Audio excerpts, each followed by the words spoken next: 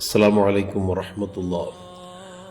ബഹുമാനപ്പെട്ട അമ്പിയാക്കളുടെയും അതുപോലെ സ്വാലിഹീങ്ങളുടെയും ഖബർ സിയാറത്ത് ചെയ്യാൻ വേണ്ടിയുള്ള ഉദ്ദേശത്തിലാണ് നമ്മൾ ഒമാനിലേക്ക് വന്നിട്ടുള്ളത്. അതിൽ നമ്മളിപ്പോൾ അടുത്ത് പോകുന്നത് ബഹുമാനപ്പെട്ട നബിയുല്ലാഹി അയ്യൂബ് അലൈഹി സ്വലാത്തു വസ്സലാമിൻ്റെ ഖബർ സിയാറത്ത് ചെയ്യാൻ വേണ്ടിയാണ്. ഇത് ബഹുമാനപ്പെട്ടവരുടെ മക്കാമാണ് കാണുന്നത്. അതിൻ്റെ പുറത്തായി അവരുടെ കാലടയാളമുള്ള ഒരു സ്ഥലം കാണാം. ഇത് ബഹുമാനപ്പെട്ടവരുടെ മക്കാമാണ്.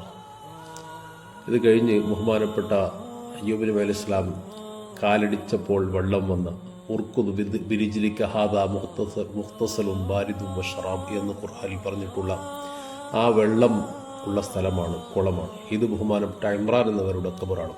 ഏകദേശം 91 ചില്ലാനം ഫീറ്റ് കൊണ്ടുണ്ട്. ഇത് ഉവൈസുൽ ഖർനി റളിയല്ലാഹു അൻഹുവിൻ്റെ ഖബറാണ്. ബഹുമാനപ്പെട്ട ഉവൈസുൽ ഖർനി റളിയല്ലാഹു അൻഹു ഖൈറുത് താബിഈനാണെന്ന് ഹദീസിൽ കാണാം.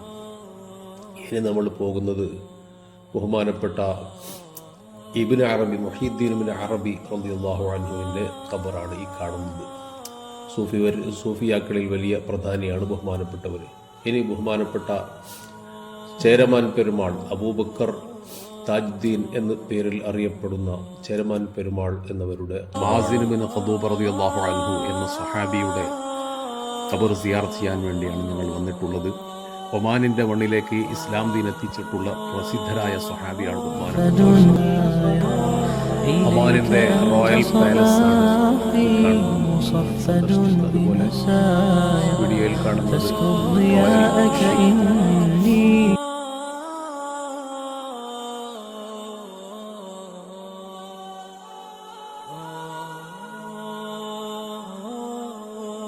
ബഹുമാനപ്പെട്ട ഹൂദ് നബി അലൈഹി സ്വലാത്തു വസ്സലാമിൻ്റെ മഖാബ് സിയാറത്തിനാണ് നമ്മൾ പുറപ്പെട്ടത്.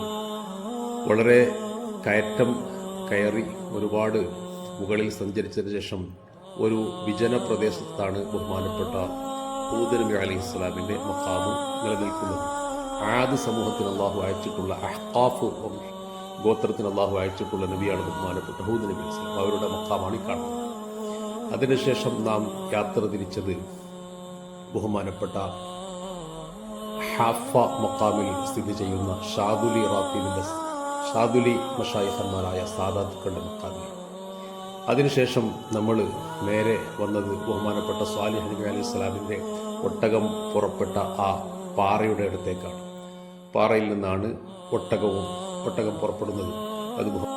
ശേഷം നമ്മൾ പോകുന്നത് ബാലവി സാദാത്തുക്കളുടെ ജദ്ദായിട്ടുള്ള അൽ ഫഖീഹ് മുഹമ്മദ് ബിൻ അലി ബാലവി എന്നവരുടെ മുഖാമിലേക്കാണ്. ശേഷം ബിൽഖീസ് രാജ്ഞിയുടെ കൊട്ടാരമാണ് കാണുന്നത്. അതിനുശേഷം നമ്മൾ പോകുന്നത് മദീന മക്കാം എന്നറിയപ്പെടുന്ന മദീനയിലേക്ക് തിരിഞ്ഞിട്ടുള്ള മക്കാമാണ്. ഖിബലയിൽ നിന്ന് നേരെ മദീനയിലേക്ക് തിരിഞ്ഞതായിട്ട് കാണാം.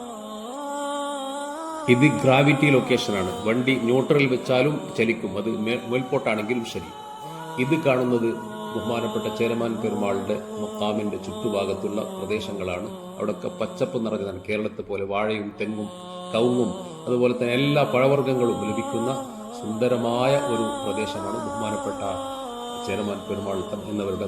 അതായത് ബഹുമാനപ്പെട്ട താജുദ്ദീൻ എന്നവരുടെ ദ്വാഫലമാണ് ഈ രൂപത്തിലുള്ള പ്രകൃതി രമണീയമായ സ്ഥലമുണ്ടാകാൻ കാരണമെന്ന് ചരിത്രകാരന്മാർ പഠിപ്പിക്കും.